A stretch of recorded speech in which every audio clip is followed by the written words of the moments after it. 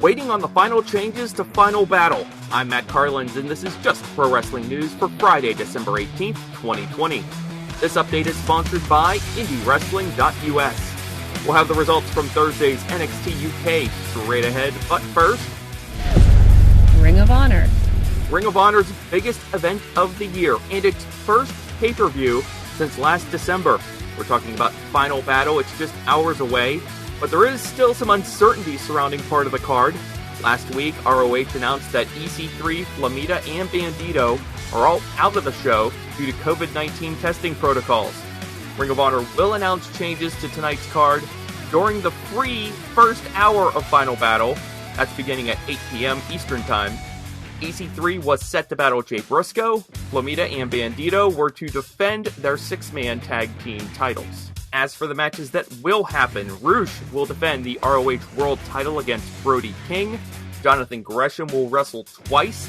He'll defend the Pure title against Flip Gordon, and he and Jay Lethal will put their tag titles on the line against Mark Briscoe and PCO.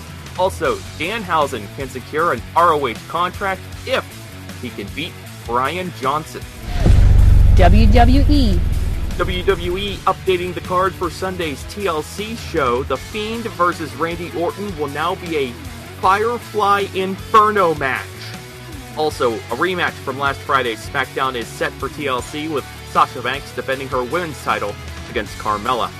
A reminder that tonight's SmackDown airs on FS1. The Street Profits set to defend their tag titles against Dolph Ziggler and Robert Roode. Also, Bianca Belair versus Bayley.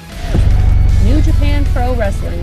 Some interesting names on tonight's New Japan Strong. Kenta is defending his right to challenge contract for the IWGP United States Heavyweight Championship against the aforementioned Brody King. Also, Jeff Cobb faces Rust Taylor, who recently signed with WWE and made his NXT in-ring debut just days ago as Tyler Rust. Some big announcements on Thursday's NXT UK.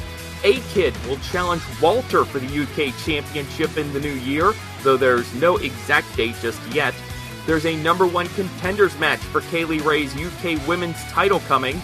Ginny and Piper Niven will meet on the first NXT UK of the new year on January 7th. Also on Thursday's show, Gallus retained their tag titles against The Hunt. Trent Seven announced he'll be taking a break from the ring, and NXT UK unveiled a hot prospect, announcing Ben Carter will soon make his debut. The 22-year-old worked matches for AEW and Impact, among others, over the last 6 months before signing with WWE. Some injury news. NXT's Cameron Grimes is out of action for the rest of the year. PW Insider reports that Grimes underwent surgery last week.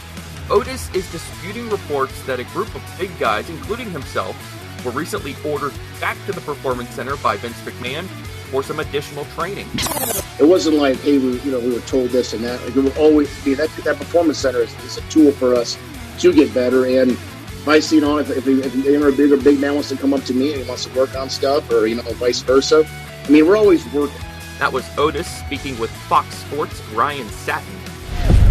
Impact Wrestling. Impact Wrestling announced the Super X Cup tournament will be part of its Genesis show on January 9th. Jake Crist is now a free agent. He parted ways with Impact a couple weeks before his contract was due to expire. Impact fired Jake's brother Dave and Joey Ryan after the explosion of speaking out accusations that flooded the pro wrestling world over the summer. Jake was pulled from TV, and he said he was essentially ghosted by Impact for 6 months, until things finally thawed recently. I wasn't hearing anything back. I thought, with the things that I've done for the company, like the way they treated it, I thought it could have been handled. But I also understand too, them wanting to distance.